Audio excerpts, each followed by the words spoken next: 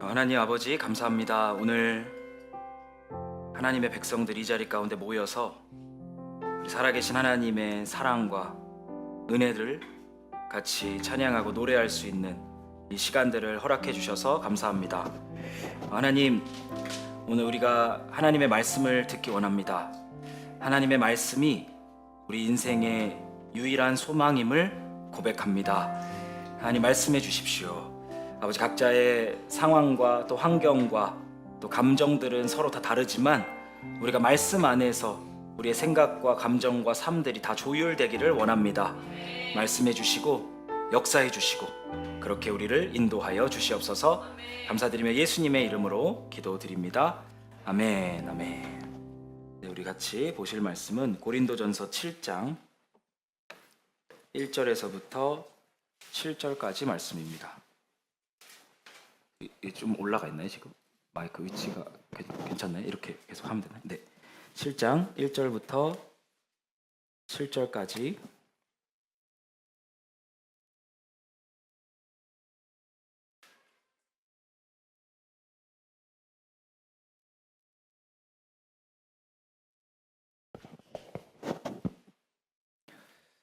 같이 한 절씩 교독하겠습니다. 여러분이 적어보낸 문제를 두고 말하겠습니다. 남자는 여자를 가까이 하지 않는 것이 좋습니다.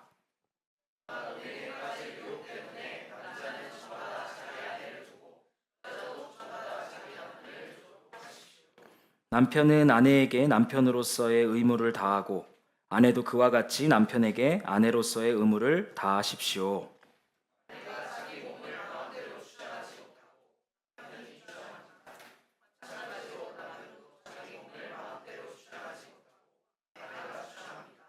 서로 물리치지 마십시오. 여러분이 기도에 전념하기 위하여 얼마 동안 떨어져 있기로 합의한 경우에는 예외입니다. 그러나 그 뒤로 다시 합하십시오. 여러분이 절제하는 힘이 없는 틈을 타서 사탄이 여러분을 유혹할까 염려되기 때문입니다.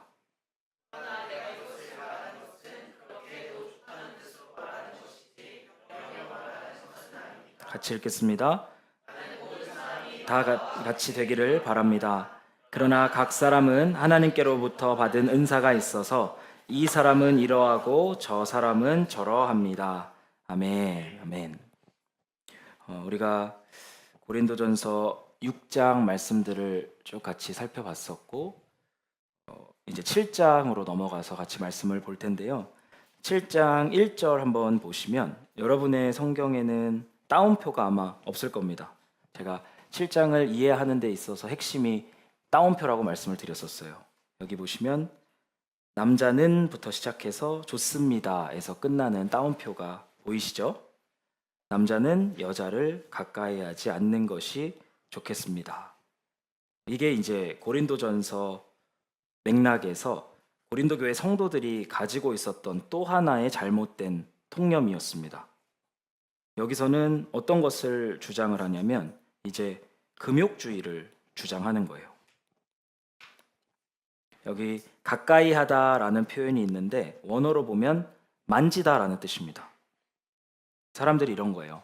남자가 여자를 만지지 않는 것이 좋겠습니다. 이 만지다라는 것은 우리가 이 성적인 관계를 맺는다는 것에 있어서의 완곡한 어법이에요.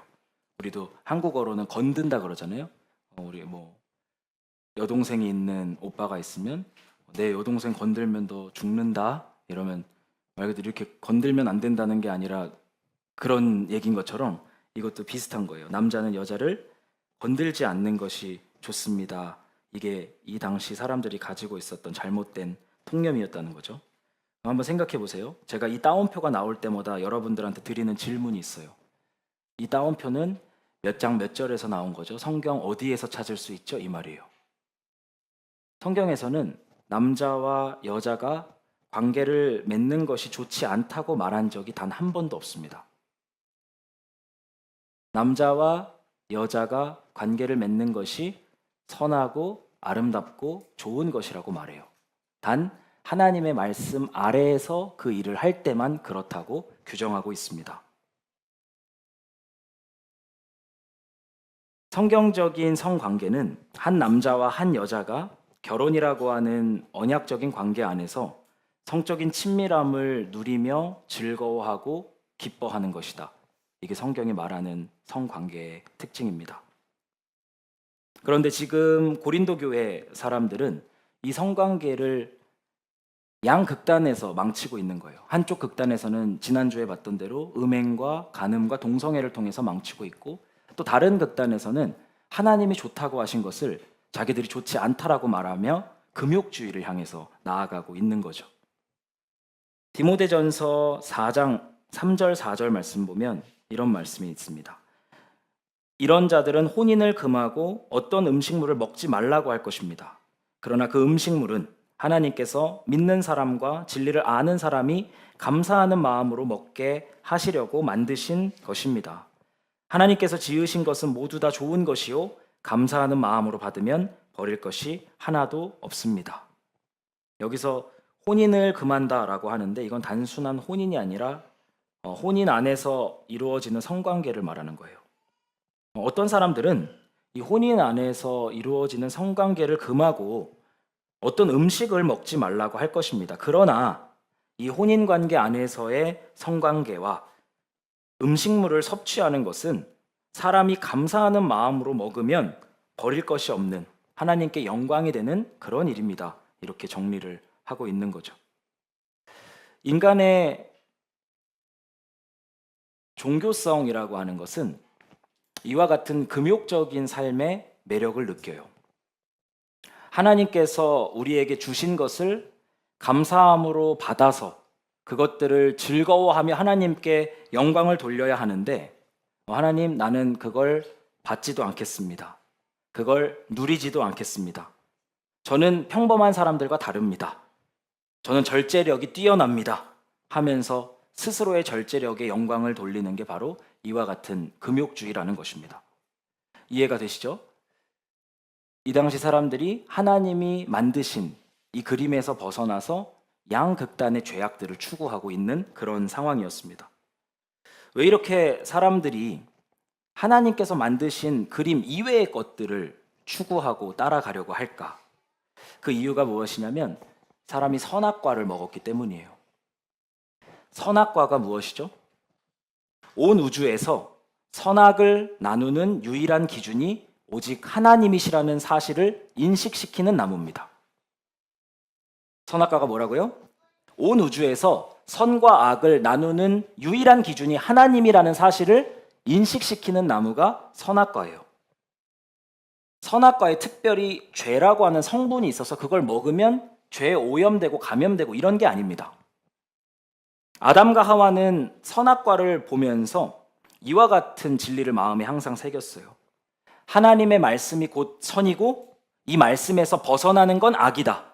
하나님은 하나님이시고 나는 하나님이 아니다. 이 사실을 인식하는 거예요. 아담과 하와가 에덴 동산에서 거닐면서 선악과를 볼 때마다 그걸 인식했습니다. 하나님께서 옳다고 하신 것이 옳고 하나님께서 그르다고 하신 것은 그른 것이다. 하나님만이 유일한 하나님이시고 나는 하나님이 아니다. 이 사실에 대해서 계속 인식을 했던 거죠. 근데 아담과 하와가 선악과를 먹었습니다. 그 의미는 뱀이 하와에게 얘기했던 그 얘기가 이들에게 일어나게 됐다는 건데, 창세기 말씀을 한번 보겠습니다. 뱀이 여자에게 말하였다. 너희는 절대로 죽지 않는다. 하나님은 너희가 그 나무 열매를 먹으면 너희 눈이 밝아지고 하나님처럼 돼서 선과 악을 알게 된다는 것을 아시고 그렇게 말씀하신 것이다. 뱀의 말이 맞아요. 이 선악과를 먹으면 우리가 하나님이라고 생각하게 돼요. 하나님처럼 된다는 게 진짜 하나님이 된다는 게 아니라 스스로를 하나님으로 여기게 돼요. 그래서 내가 선과 악을 나누는 기준점이 돼버린다는 겁니다. 이 선악과를 먹고 나서 더 이상 인간은 이렇게 얘기하지 않아요. 하나님의 말씀이 선이고요. 하나님의 말씀에서 벗어나는 건 악입니다. 하나님은 하나님이시고요. 나는 하나님이 아닙니다. 이런 말을 잃어버린 거예요. 내가 하나님처럼 돼서요. 내가 생각할 때 옳은 게 옳은 거고요. 내가 생각할 때 틀린 게 틀린 겁니다.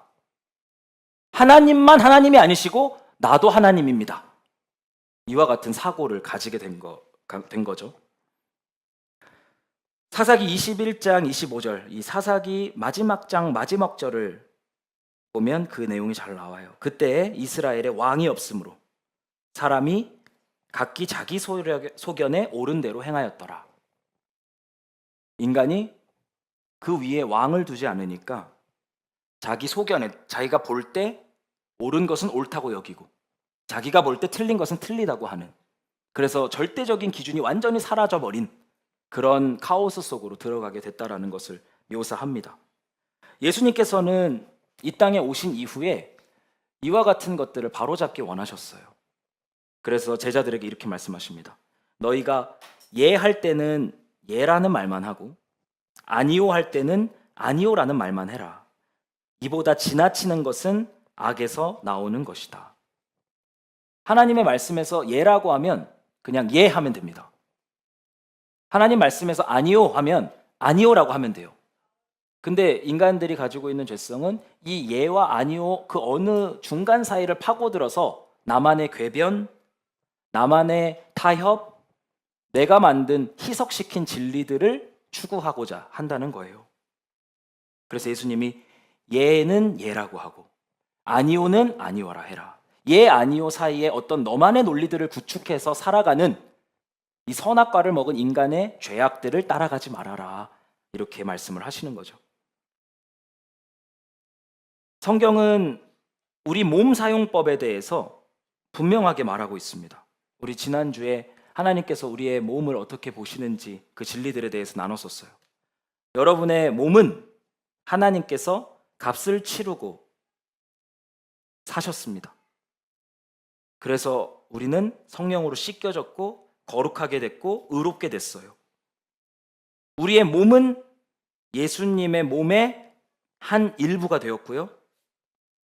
그분의 영을 담아놓는 그릇, 성전이 되었습니다.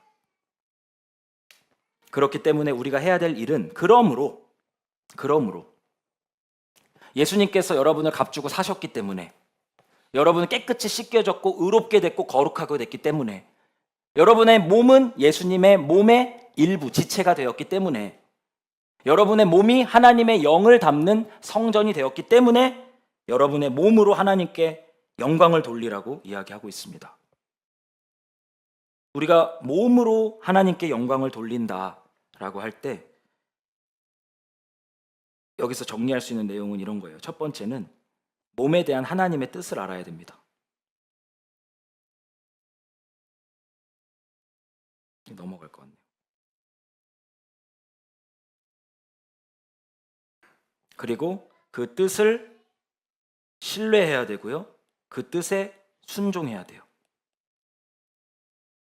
그리고 그 뜻 안에서 기뻐하고 만족해야 합니다. 이게 몸으로 하나님께 영광을 돌리는 방법이에요. 우리 몸을 향한 하나님의 뜻을 먼저 알아야 돼요. 그리고 그걸 받아들이고 신뢰해야 합니다. 그리고 그렇게 살아가면서 기뻐하고 만족할 때 하나님께서 자신이 몸을 만드신 목적이 성취되기 때문에 영광을 받으세요. 무엇이든지 다 그냥 막연하게 생각하면 안 됩니다. 몸으로 하나님께 영광을 돌리십시오. 그럼 그냥 와서 예배만 드리면 되는 건가? 박수만 치면 되는 건가? 그거 이상의 의미가 담겨 있어요. 제가 지난주에 이런 질문을 드렸습니다. 이거 마이크 한번 꺼주세요. 제가 됐습니다. 네. 우리의 몸을 누가 만드셨죠? 하나님 만드셨어요. 우리의 몸을 누가 가장 잘 아시죠? 하나님이야. 누가 우리의 몸을 가장 위하시죠? 하나님이에요. 이 질문에 하나님이라고 답할 때만 아까 제가 위에서 말씀드린 부분에 순종할 수 있어요. 우리 몸을 만드신 창조자 하나님, 우리의 몸을 누구보다 잘 아시는 하나님, 우리를 잘 아실 뿐만 아니라 우리를 위하시는 하나님. 그렇기 때문에 그 하나님의 뜻이 궁금한 거고요. 그 뜻을 기쁨으로 받을 수 있고 거기 순종하면서 만족할 수 있는 거예요. 이 괴리를 조심해야죠. 1번, 2번, 3번에 대한 질문엔 예스인데 제 몸을 사용하는 건 제 마음대로 하겠습니다. 그럼 이 모순 지점들을 우리가 좁혀 나가야 될 필요가 있는 거예요.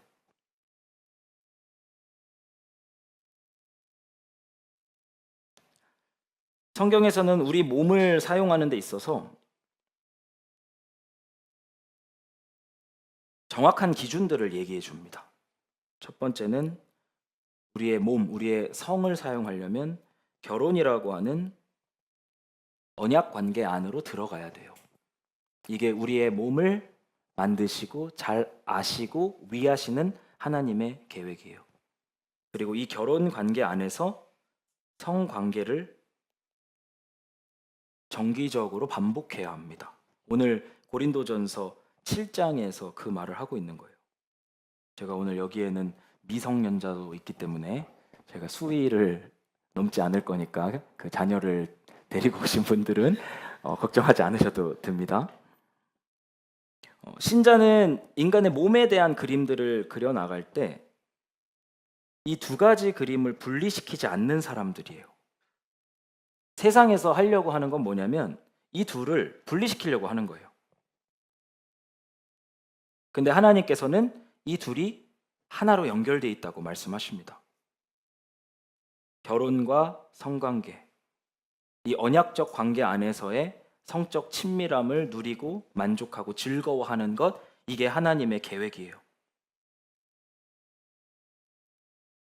고린도 교인들은 딱 이 그림만 비껴나갔어요. 여기서 왼쪽으로 비껴나가서 결혼을 뺍니다. 그래서 간음과 음행과 동성애로 빠져버리죠. 그리고 또 어떤 사람들은 결혼을 했는데 성관계를 빼요. 부부간의 성관계를 넘어서서 자기 스스로 금욕을 추구하는 게 나를 만족하게 한다는 거짓말에 붙잡히게 된 거죠. 사단 마귀는 이렇게 선악과를 먹은 우리의 이 죄성들을 계속해서 충동시켜서 말씀에서 그리고 있는 그림 빼고 다른 것들을 다 추구하게 만들어요. 결혼 전에는 뭘 추구하게 하냐면 결혼 전에는 결혼하지 않아도 성관계를 해도 괜찮아 라고 말합니다. 또는 결혼을 할 거니까 성관계를 해도 괜찮아 이런 식으로 속여요. 성경 몇 장 몇 절에 써 있죠?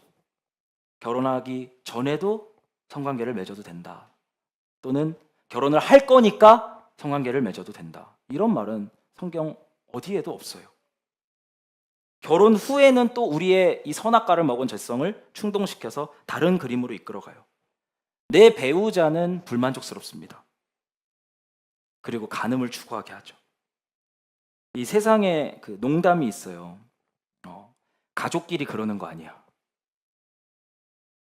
가족끼리 그러는 거 아니야. 저는 코미디 프로그램들을 싫어해요. 별로 안 좋아하는데 이런 이유들 때문이에요. 지난주에 제가 말했을 때 결혼하기 전에는 코미디 프로그램에서 선색후사라는 말을 막 퍼뜨려요. 먼저 성관계를 하고 후에 사귄다. 결혼도 아니에요. 후에 사귄다. 그러면서 막 낄낄낄거리면서 웃어요. 그러면은 그게 어느 순간 우리의 마음을 조금씩 땅 따먹어요. 결혼하고 나서는요. 이 그림, 하나님이 만들어 놓은 이 아름다운 그림, 결혼이라고 하는 언약 관계 안에서 성관계를 충만히 누리며 만족하고 기쁨을 누리는 이 그림에서 벗어나서 결혼 후에는 또 가족끼리 그러는 거 아니래요. 하나님께서 그리기 원하셨던 결혼과 성에 대한 그림은 결혼 전에도 결혼 후에도 사람들에게 환영받지 못해요. 우리 예수님께서 이 땅을 거니실 때 머리 둘 곳이 없었던 것처럼 그분의 뜻은 여전히 이 시대 가운데 신자들 안에서도 머리 둘 곳이 없습니다.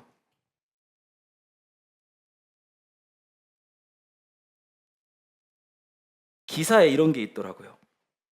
가족끼리 스킨십 하는 거 아니다. 그 이탈리아 사람 중에 방송인 알베르토 있죠? 이제 그 사람이 한국 오니까 이런 말을 듣게 됐는데 가족끼리 그러는 거 아니야. 이런 말을 많이 됐다는 거예요. 그리고서 이제 자신이 얘기를 해요. 이 누군지는 모르겠는데 저는 그런 얘기 진짜 싫어해요. 그래요. 그러니까 이제 알베르토가 얘기하죠. 저도 그런 얘기 많이 들어봤어요. 가족끼리 그러는 거 아니야. 알베르토가 말하는 거예요. 그러면 누구랑 해?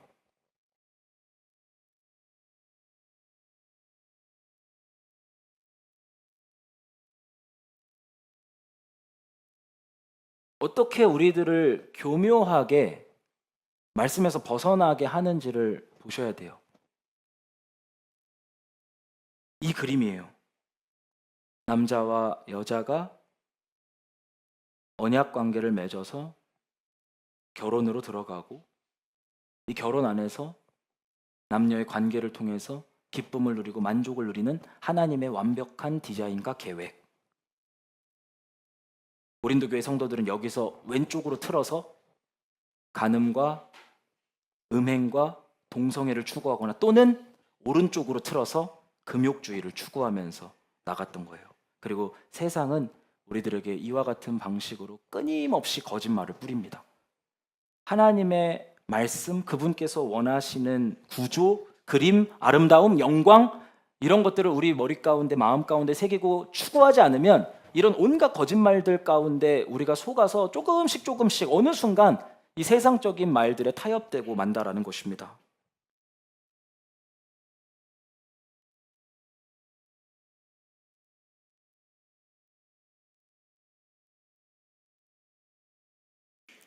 우리는 자꾸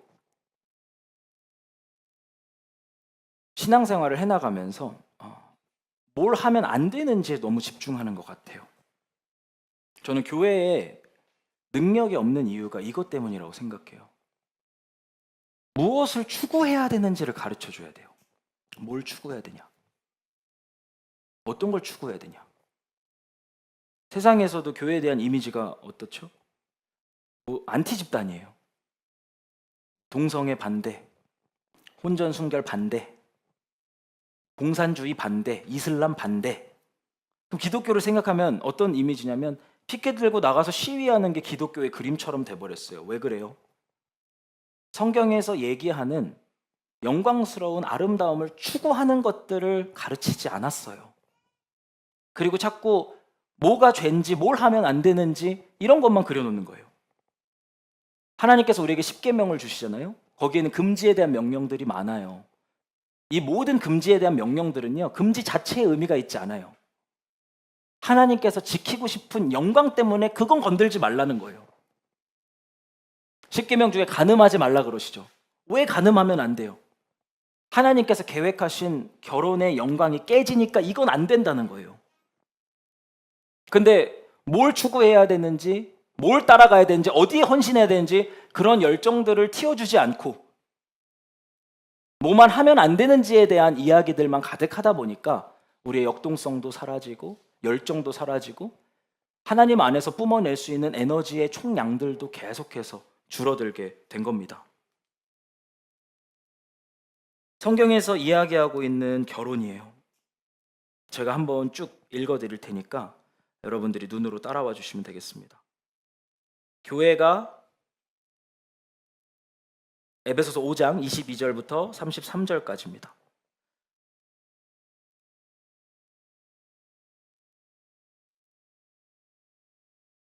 잠시만요.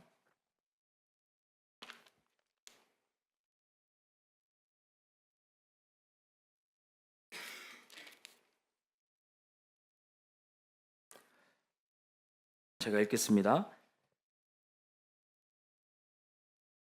아내된 이 여러분, 남편에게 하기를 주님께 하듯 하십시오. 그리스도께서 교회의 머리가 되심과 같이 남편은 아내의 머리가 됩니다. 바로 그리스도께서는 몸의 구주이십니다. 교회가 그리스도께 순종하듯이 아내도 모든 일에 남편에게 순종해야 합니다. 남편된 이 여러분, 아내를 사랑하기를 그리스도께서 교회를 사랑하셔서 교회를 위하여 자신을 내주심 같이 하십시오. 그리스도께서 그렇게 하신 것은 교회를 물로 씻고 말씀으로 깨끗하게 하여서 거룩하게 하시려는 것이며, 티나 주름이나 또 그와 같은 것들이 없이 아름다운 모습으로 교회를 자기 앞에 내세우려는 것이며, 교회를 거룩하고 흠이 없게 하려는 것입니다. 이와 같이 남편도 아내를 자기 몸같이 사랑해야 합니다. 자기 아내를 사랑하는 것은 곧 자기를 사랑하는 것입니다. 자기 육신을 미워한 사람은 없습니다. 누구나 자기 육신을 먹여 살리고 돌보기를 그리스도께서 교회를 그렇게 하시듯이 합니다. 우리는 그리스도의 몸의 지체입니다. 그러므로 사람이 부모를 떠나 자기 아내와 합하여 그 둘이 한 몸이 되는 것입니다. 이 비밀은 큽니다. 나는 그리스도와 교회를 두고 이 말을 합니다. 그러므로 여러분도 각각 자기 아내를 자기 몸같이 사랑하고 아내도 자기 남편을 존중하십시오. 아멘. 사도 바울이 성경에서 유일하게 큰 비밀이다라고 말하는 구절이에요. 바울이 여러 가지 감추어져 있었던 미스테리했던 것들을 계시하는 역할들을 하는데 유일하게 큰 비밀이라고 말하는 구절입니다. 바울이 생각하는 큰 비밀이 뭐냐면 결혼은 그리스도와 교회의 관계를 이 세상에 나타내기 위해서 하나님께서 고안하시고 디자인하신 작품이라는 거예요. 어디에서도 들을 수 없는 이야기였어요. 우리가 골로새서 말씀 보면서 이야기했잖아요. 모든 만물이 그분으로 말미암아 창조되었고 그분을 위하여 창조됐다 그랬어요. 태양도 그렇고요. 여러분들의 몸도 그렇고요. 결혼도 그래요. 결혼은 그분으로 말미암아 창조됐고요. 그분을 위해서 창조됐어요. 결혼이라고 하는 제도는 예수님과 교회에 보이지 않는 영원한 관계의 아름다움을 이 세상 가운데서 보이는 형식으로 나타내기 위해서 하나님께서 만드신 겁니다. 수천 년의 역사 가운데 수많은 사람들이 결혼을 했지만 이 목적에 닿지 못했어요. 그냥 둘이 같이 산 거예요. 그냥 세상의 흐름에 따라서 그냥 다들 하니까 그냥 추구했던 거예요. 그러니까 바울이 얘기하는 거 엄밀한 의미에서 그건 결혼이 아니다.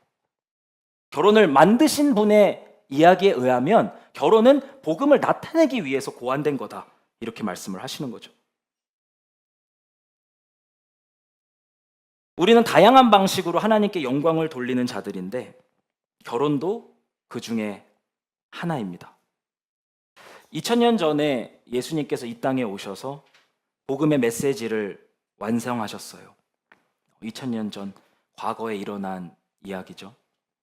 근데 하나님께서는 이 이야기를 그냥 책에만 기록해두고 마침표를 찍어서 덮어두기 원치 않으셨고 당신의 사람들을 부르셔서 결혼이라는 제도를 통해서 이 세상에 이 그림의 아름다움을 계속해서 상영하고 방송하기를 원하셨습니다.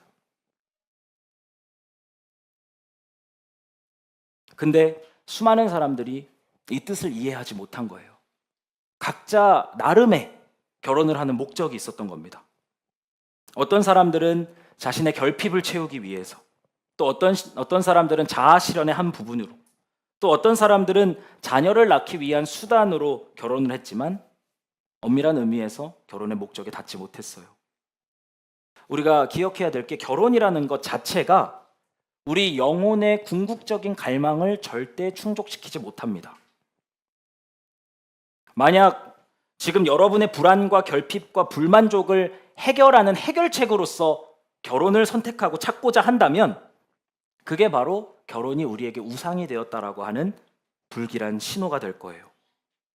우리 영혼의 불안, 우리 영혼의 결핍, 우리 영혼의 불만족은 누구를 통해서 채워지죠?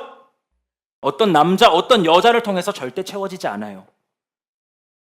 우리 유일하고 궁극적인 신랑이신 예수 그리스도를 통해서 만족됩니다.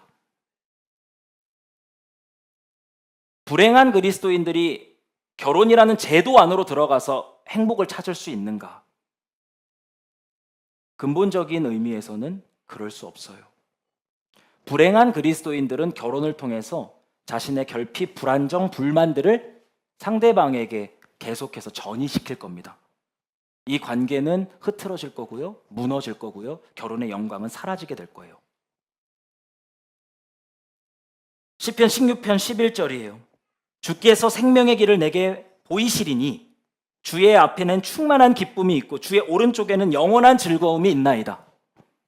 신자들은 그리스도 안에서 이와 같은 기쁨과 즐거움을 누리는 사람들이어야만 합니다. 주님 앞에는 충만한 기쁨이 있고 주의 오른쪽에는 영원한 즐거움이 있습니다. 예수님이 나의 결핍의 해결책 되십니다. 예수님이 나의 불안에 완성되십니다. 예수님이 나의 모든 것입니다. 예수님이 나를 만족시키십니다. 예수님이 나를 채우십니다. 예수님이면 충분합니다. 이와 같은 노래가 신자의 노래예요. 이런 행복한 그리스도인들이 하나님께서 뜻하신 결혼을 향해서 한 걸음씩 나아가게 되는 겁니다. 결혼은 불행한 신자에서부터 시작되는 이야기가 아니에요. 복음에 매료된 남녀에게서부터 시작되는 스토리입니다. 복음에 매료된 남녀가 다양한 방식으로 복음을 나타내며 살아가기 시작하는데 그 가운데 결혼이라고 하는 하나님이 만드신 제도 안에서 복음을 나타내고 싶다라는 갈망으로 충만해지는 겁니다. 하나님께 이렇게 말씀드리는 거예요. 하나님, 제 인생은 시궁창 같은 인생이었는데 예수님께서 당신의 피로 값주고 사셨고 깨끗하게 하셨고 거룩하게 하셨습니다. 이제 제가 결혼에 담긴 하나님의 뜻을 추구하고 싶습니다.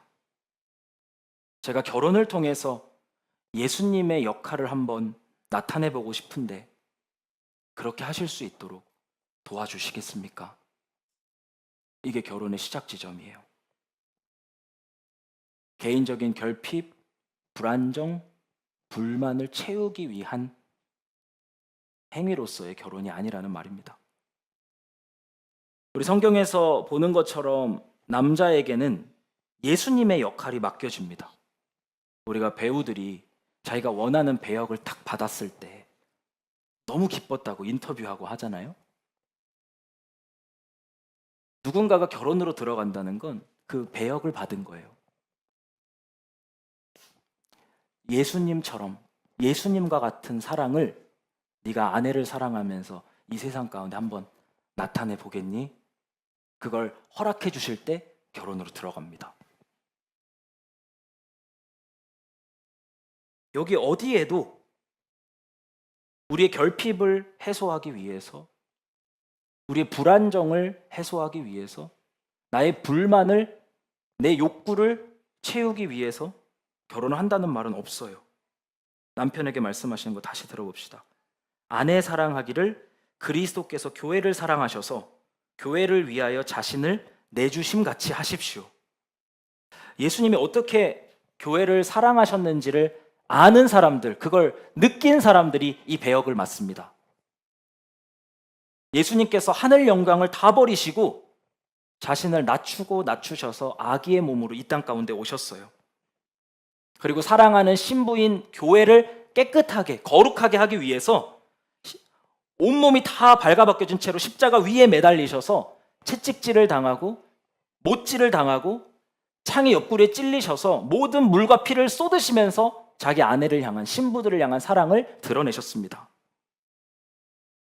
교회를 보호하시고 지금도 채우시고 인도하시면서 예수님은 당신됨을 이 세상 가운데 나타내고 계세요. 그게 우리들의 삶입니다. 남편들에게 주어진 역할이 이걸 나타내는 겁니다. 예수님처럼 겸손해지겠습니다. 예수님처럼 낮아지겠습니다. 예수님처럼 내 마지막 피 한 방울까지 내 아내를 거룩하게 하는데 사용하겠습니다. 하나님, 제가 이 일을 통해서 복음을 나타내보고 싶은데 저한테 그 기회를 주시겠습니까? 제가 그 일을 해도 괜찮겠습니까? 저에게 능력을 주시지 않겠습니까?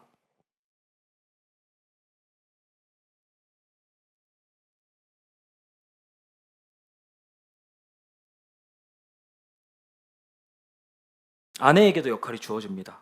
아내되니 여러분, 남편에게 하기를 주님께 하듯 하십시오. 남편은 아내의 머리가 됩니다. 마치 교회의 머리가 예수님인 것처럼요. 바로 그리스도께서는 몸의 구주십니다. 교회가 그리스도께 순종하듯이 아내도 모든 일에 남편에게 순종해야 합니다. 우리가 지난주 봤던 것처럼 우리 몸이 예수님의 몸의 지체 일부라고 성경이 이야기해요. 우리의 몸을 통해서 하는 모든 행위들은 머리 대신 예수님의 생각과 뜻들을 나타내게 됩니다. 그 뜻에 충실하게 순종하고 충성함으로써 머리의 영광을 드러내는 게 교회의 역할이에요. 우리들의 모든 사람들이 부여받은 역할이에요. 그럼 아내는 남편하고의 특별한 관계 안에서 이 일들을 드러내는 겁니다. 너무 피상적으로 이 글들을 쭉 읽어나가면 성경이 남성 우월주의 사상에 대해서 이야기하는구나.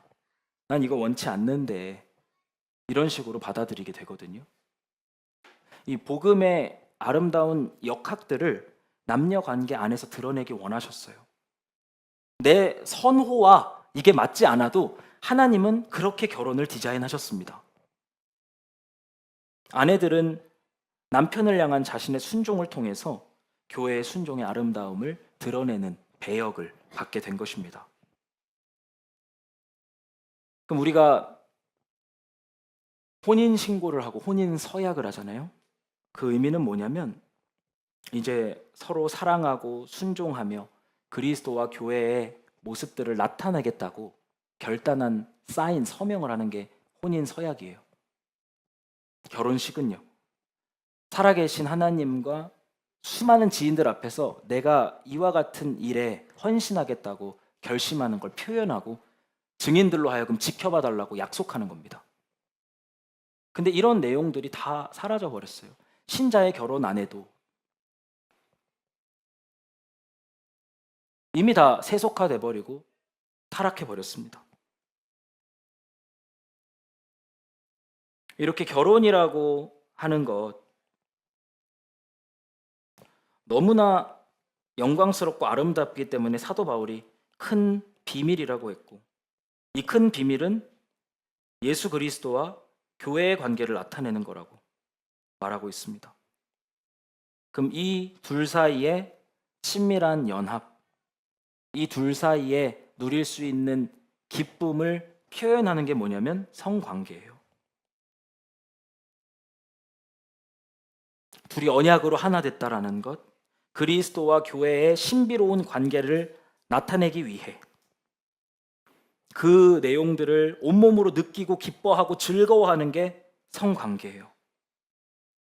이렇게 결혼에서부터 시작되는 성관계 안에, 하나님께서 디자인하신 성관계 안에는 어떤 부끄러움도 수치심도 악한 집착도 없습니다. 자유함과 환희와 즐거움만 있을 뿐이에요. 근데 마귀는 이 그림을 보는 걸 너무나도 증오합니다.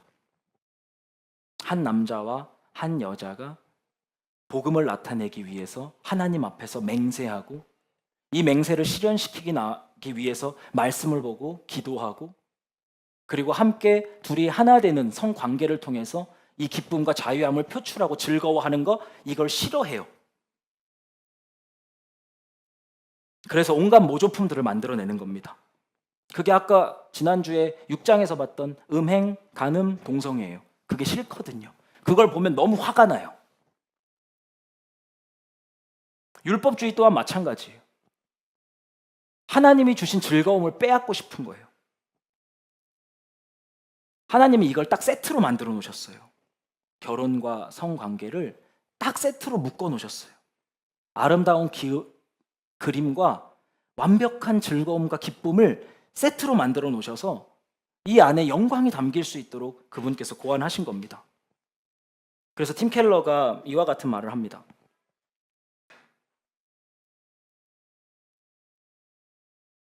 배우자를 위한 성관계는 당신의 배우자를 즐겁게 하는 것이 당신에게 더 많은 즐거움을 주는 언약 갱신의 의뢰이다. 우리가 이따 오늘 본문 말씀에서 살펴보겠지만 성관계라고 하는 것은 자기의 만족을 위해 하는 게 아닙니다. 상대방을 기쁘게 하기 위해 하는 거예요. 내가 내 만족을 위해 하지 않고 다른 사람의 만족을 위할 때 더 큰 만족으로 충만하게 된다라는 진리를 나타내는 그 내용에 대해서 팀 켈러가 설명하고 있어요. 이 세상은 집착하고 집요하고 어떻게든 자기 만족을 추구하려고 파괴적이고 악한 방식으로 서로를 구속합니다. 근데 성경에서 얘기하고 있는 이 성관계의 아름다움은 서로의 만족을 위해서 움직이는 그림이에요. 그 가운데 내가 더 큰 만족으로 충만해지는 것. 이어서 결혼관계 안에서의 성관계의 중요성에 대해 이렇게 말합니다. 결혼관계 안에서의 성관계는 엔진에 담긴 기름과 같다. 그것이 없으면 움직이는 모든 부품간의 마찰이 모터를 태워버릴 것이다. 기쁨과 사랑이 담긴 성관계가 없으면 결혼관계 안에서의 마찰이 분노와 분개와 무정함과 실망을 불러올 것이다. 어떻게 보면 이 하나님이 예비해 놓으신 성관계 없이 우리가 결혼관계를 부드럽게 잘 유지할 수 있겠다고 생각하는 것은 성경에서 벗어난 교만입니다. 결혼관계 안에서의 성관계는 엔진에서의 기름과 같대요. 이게 없으면 둘이서 함께 해나가는 모든 행위들이 마찰을 낳게 되고 모터를 태워버려서 결국은 분노와 분개와 무정함과 실망을 낳게 될 뿐이라고 이야기합니다. 이 두 가지에 서로 연결되어 있는 그림들을 기억해야 돼요. 하나님은 우리에게 성관계가 안 좋은 것이니 무조건적으로 피하고 금욕을 추구해라라고 말하지 않으세요. 그분이 태초에 천지를 창조하실 때 가지고 있었던 그림에 대해서 말씀해 주십니다. 이 그림들을 지키기 위해서 오늘 바울이 썼던 글이 고린도전서 7장의 내용이에요. 1절에서 봤던 거짓말. 남자는 여자를 가까이 하지 않는 것이 좋습니다. 이런 말씀은 성경에 없어요. 여기서의 남자와 여자는 부부관계를 의미하는 거예요. 이제 바울이 대답하죠. 그러나 음행에 빠질 유혹 때문에 남자는 저마다 자기 아내를 두고 여자도 저마다 자기 남편을 두도록 하십시오. 이거는 결혼을 하십시오가 아니에요. 우리가 7장 문맥 안에서 보겠지만 바울은 현재의 처지를 기억하면서 내 현재 처지에 대해서 만족할 것에 대해서 7장 전체에서 5번 이상 말합니다. 여러분이 독신입니까? 현재 처지를 긍정하시고 거기에 만족하세요. 여러분들이 결혼하셨습니까? 그럼 결혼한 관계를 긍정하시고 만족하세요. 여러분들의 남편이 죽어서 과부가 됐습니까? 그것 또한 마찬가지입니다. 불신자랑 살고 있습니까? 만족하십시오. 계속해서 지금 현재 상태에서 만족하고 그걸 긍정하고 그거에 대해서 불만을 갖지 않을 것에 대해서 계속 얘기해요. 그래서 여기에서 이야기하는 것은 결혼한 남자는 저마다 자기 아내와 둘 다 관계를 맺다라는 뜻이에요. 여자도 저마다 자기 남편과 관계를 맺으십시오 라고 말합니다. 그리고 서로의 소유권이 자기 자신에게가 아니라 상대방에게 있다라는 것을 설명해요. 남편은 아내에게 남편으로서의 의무를 다하고 아내도 그와 같이 남편에게 아내로서의 의무를 다하십시오. 자기 몸을 주장하지 못합니다. 자기 몸에 대한 권위가 상대방에 있다는 거예요. 마찬가지로 남편도 자기 몸을 마음대로 주장하지 못하고 아내가 주장합니다. 이 진리가 중요한 이유가 무엇일까요? 내 몸은 내 것이 아니라 내 남편 것입니다. 내 아내 것입니다. 라고 하는 진리가 우리를 간음에서부터 보호하게 해줍니다. 간음을 하는 건 내 몸이 내 거여서 내 만족을 위해서 나아갈 수 있다라는 생각 위에서 쌓아지는 삶의 행동 양식이거든요. 그러니까 결혼한 사람 관계 안에서 이게 서로를 막 집착하고 서로에게 나쁘게 주장하라는 뜻이 아니라 내 몸은 아내 것이고 아내의 몸은 내 것이기 때문에 내 스스로의 것이 아니기 때문에 내 만족을 위해서 간음을 하는 일은 해서는 안 됩니다. 라고 이야기하는 거죠. 그리고 여러 가지 본문에서 이와 같은 것들이 음행에 빠질 유혹으로부터 우리를 지켜줄 것이라고 설명을 하고 있어요. 이들이 금욕주의로 빠지니까 이 금욕주의의 끝은 뭐냐면 성공이 아니라 6장에서 봤던 음행으로 다시 돌아가거든요. 인간은 하나님께서 정하신 방법대로 우리 몸의 즐거움을 추구하면서 살아가도록 만든 피조물들이에요. 근데 여기서 금욕주의에 빠지게 되면 결국은 다시 비너스의 성전 창기들과 어울리는 일들로 돌아갈 거기 때문에 이렇게 부부관계 안에서의 지속적인 성관계를 이행할 것에 대해서 말하고 있습니다. 당시 고린도 교회에 가지고 있었던 문화는 이런 거였습니다. 그 당시의 글들을 보면 여기서 정부라고 하면 그 자기의 부인이 아닌 그런 여자를 말하는 거예요. 우리의 정부들은 즐거움을 위해서 존재한다. 첩들은 날마다 우리 사람들을 돌보게 하려고 보유한다. 하지만 아내들은 자식을 낳게 하고 집안의 충실한 보호자가 되게 하려고 보유한다. 일단 여성분들은 일단 기분 나쁜 게 이거 보유, 그 물건같이 취급을 한 거죠. 이게 당시 바울이 고린도서를 쓸 때 로마의 문화였어요.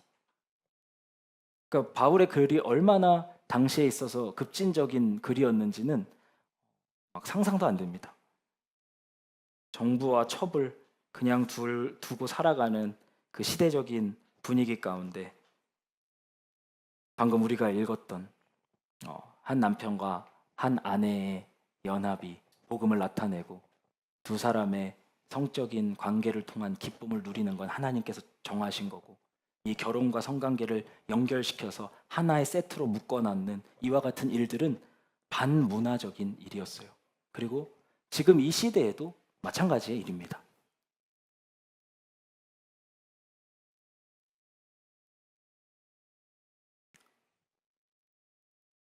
저는 마지막으로 어떤 말씀을 나누면 좋을까, 어떻게 결론을 내릴까 고민을 하다가 좁은 문으로 들어가라는 말씀을 나누면서 마무리를 해야겠다는 생각이 들었습니다. 제가 오면서 이제 아내랑 오늘 나눌 말씀에 대해서 잠깐 얘기를 했어요. 근데 아내가 이제 그런 말을 하더라고요. 와, 현실적으로 근데 너무 어렵겠다. 이런 얘기를 하더라고요. 저도 그래요. 지금 이 시대에 이와 같은 설교들을 한다는 게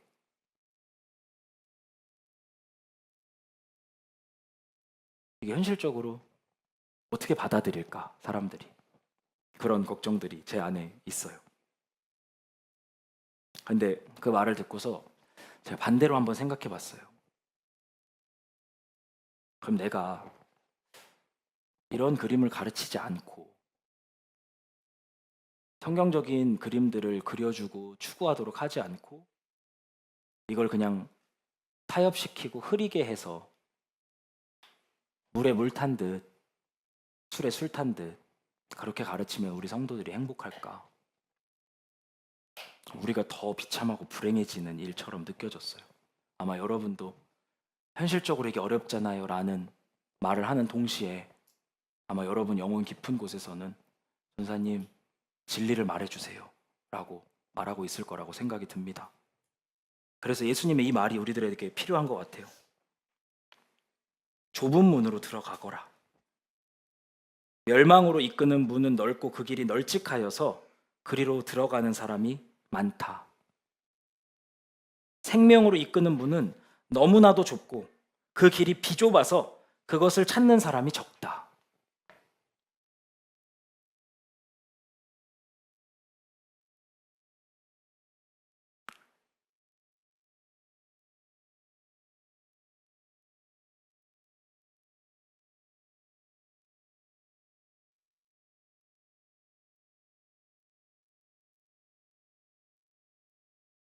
이걸 하나로 단단하게 묶어놔야 됩니다. 우리가 그렇게 좁은 길을 가야 하고요.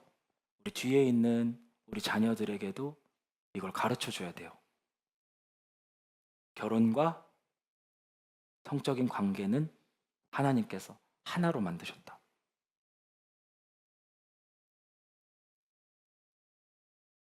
세상에서는 선악과를 먹고 자신만의 옳고 그름에 대해서 계속해서 우리에게 무언가를 얘기할 거예요. 음행과 간음과 동성애로 우리를 이끌어갈 거예요. 선세쿠사, 가족끼리 그러는 거 아니야 라고 하면서 이 성경적인 그림 빼고 다른 것들을 추구할 수 있도록 우리에게 역사할 겁니다. 반대로 또 금욕주의와 같은 정반대의 미혹으로 우리를 몰아넣을 수도 있겠죠.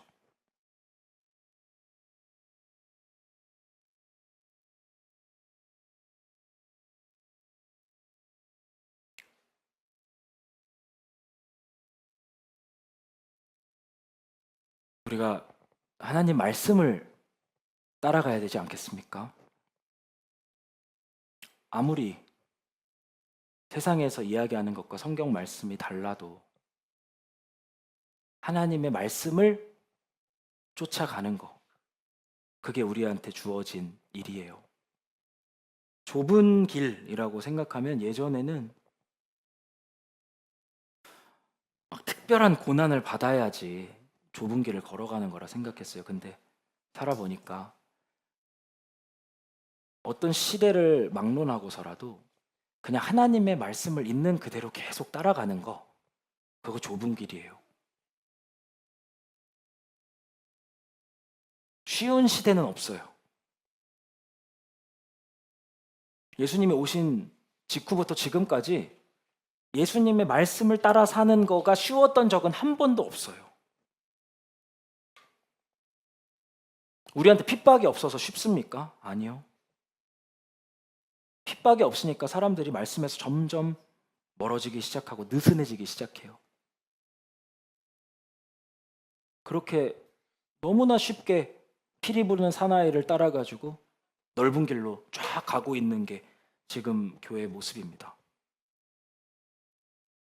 제가 우연하게 이제 제가 블로그에다가 이제 글들을 쭉 정리하잖아요. 근데 이제 뭔가 이렇게 좀 잘 안 돼가지고 이렇게 메모장을 써야 될 일이 생겨서 오랜만에 이제 제 맥북에 있는 메모장을 들어가 봤어요. 들어가 보니까 글이 한 300개 있더라고요. 제가 2017년도부터 써놓은 글이 한 300개 정도 있더라고요. 그래서 이건 또 뭐지 하고서 한번 맨 끝으로 가봤어요. 그러니까 맨 끝에 두 가지 글이 있더라고요. 이게 날짜가 여기 지금 안 써 있는데 제가 캡처한 날짜를 보면 2017년 6월 28일 오후 12시 9분에 쓴 글이에요. 그러니까 제가 2017년 9월에 결혼을 하거든요. 맞죠? 맞죠? 깜짝 놀랐어요. 네? 그래서 이때 제가 무슨 생각을 했는가 보니까 이런 생각하고 있었더라고요. 결혼, 교회, 가정, 돈 문제로 골치가 아프다. 엄마는 나가서 일하라고 하시지만 일과 사역을 동시에 하는 순간 사역자로서의 역할을 다하지 못할 것을 알고 있다. 알바몬을 뒤적거리다가 다시 눈을 감고 기도를 한다. 나도 내가 어떻게 해야 할지 잘 모르겠다. 남들이 쥐어주는 단돈 몇 푼에 기대어 살아간 지가 벌써 몇 년째다. 하나님이 원망스럽거나 하지는 않지만 불안하고 답답하다. 전 제가 이런 시간을 보냈는지 몰랐어요. 몇 년 전인가요? 지금으로부터 8년, 9년 전인가요? 막 여기 보니까 이제 막 입술로 죄를 범하진 않았지만 이렇게 속이 막 뒤틀려 있는 정우민이 보입니다. 제가 이 당시에 월급이 60만 원에서 80만 원 이랬으니까 무언가를 할 수도 없어요. 우리 학생들 또 청년들 떡볶이 한 번 사주고 차비 쓰면 이제 돈이 다 나가고 핸드폰 요금 내고 이러면 돈이 없으니까 그 상황 안에서 내가 생각하는 사역자로서의 그 모습이 있고 그걸 하기 위해서는 내가 이거를 넘어야 되고 또 성경적인 결혼을 추구하려면 돈이 또 필요하고 이런 싸움들이 있었더라고요. 그러니까 어떤 걸 제가 얘기하고 싶냐면 지금의 여러분들이 가지고 있는 이 씨름들이 이상한 게 아니라는 거예요. 근데 이런저런 고민들, 이런저런 갈등들을 겪지만 우리 찬양의 가사처럼 결국 하나님 말씀을 선택하셔야 돼요.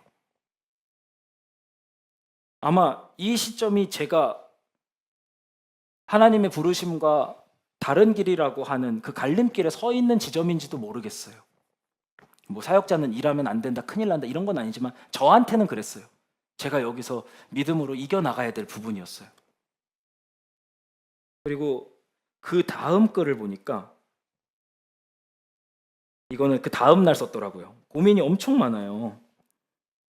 설교자로서의 한계에 부딪혔대요. 2017년 27살 정호민이요. 그리고 난독 증상도 생기고 가슴을 짓누르는 압박감이 존재한대요. 저는 제가 그런지 몰랐어요. 그러니까 뭔가 설교를 해야 된다라는 부담감 때문에 뭘 읽어도 하나도 안 읽히고 들어오지도 않고 막 그 괴로웠던 시간들을 보냈었나 봐요. 모든 계시가 차단되고 고립된 느낌이 들고 인생과 사역 전체를 짓누른다. 그리고 더 나아가서 설교와 목회가 내 부르심이 맞을까라는 생각도 하고 삶 자체가 흔들린대요. 그리고 막 이제 꼬리에 꼬리를 물어요. 이게 내가 사람들에게 인정받으려고 설교를 하려고 하고 이래서 그런 건가? 아니면 하나님께서 나에게 설교 가운데 가르치고 싶은 것이 있은 것일까? 아마 둘 다인가? 하나님께서는 나 개인을 위해서 계시를 주시지 않고 하나님 나라를 위해서 비밀한 계시를 열어주신 걸 믿고 다시 가자 이러면서 이제 그 글들을 마무리를 하더라고요. 불안한 그 정우민을 제가 마주하니까 지금 현재 불안함이 오히려 그 자연스럽게 느껴져서 감사했어요. 지금도 저도 하나님의 말씀을 따라가는 게 어려움이 있거든요. 그리고 앞으로 이걸 50년, 길면 60년 이렇게 제가 이걸 해야 갈 텐데 까마득하게 느껴지기도 해요. 27살 때 하던 일을 다행히 35대 지금도 하고 있어요. 그리고 10년 뒤에도 20년 뒤에도 이러고 있었으면 좋겠습니다. 이 말씀이 현실에서 너무 멀어서 사람들한테 와닿지 않는 거 아니야? 그렇다고 저와 여러분들의 역할을 현실과 상황을 조율하는 역할로 전락시켜서는 안 돼요.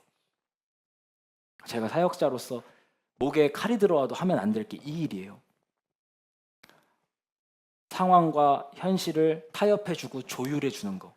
그걸 성경이 뭐라고 부르냐면 거짓 선지자라고 부릅니다. 거짓 선지자. 그리고 성경 말씀을 그대로 가르쳐주고 하나님을 믿고 뛰어들라고 하는 걸 참 선지자라고 해요. 우리 예수가족 침례교회가 그런 하나님의 사람들로서 존재하고 남았으면 좋겠습니다. 그래서 가장 어려운 것 같은 이 결혼과 성관계라고 하는 이 어려운 그림들을 추구해 나가는 이 상황 안에서 타협하거나 포기하지 않고 이 길들을 끝까지 가는 저와 여러분이 되기를 바랍니다. 기도하겠습니다. 하나님 아버지 감사합니다.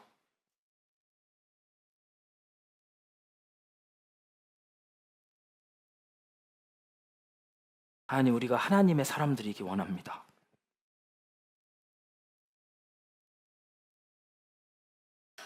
우리가 말씀을 사랑하는 자들이기를 원합니다.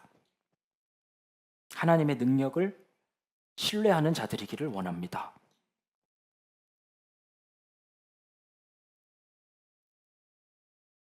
우리가 선악과를 먹은 죄인의 자리에서 벗어나서 하나님을 선과 악의 유일한 기준으로 다시 삼을 수 있도록 은혜 베풀어 주시고 세상의 그럴듯한 말들에 흔들리거나 타협하지 않을 수 있도록 도와주시고 이 좁은 길을 끝까지 걸어가서 영원한 생명을 누리는 그런 하나님의 백성들 될 수 있도록 도와주옵소서. 감사드리며 예수님의 이름으로 기도드립니다. 아멘.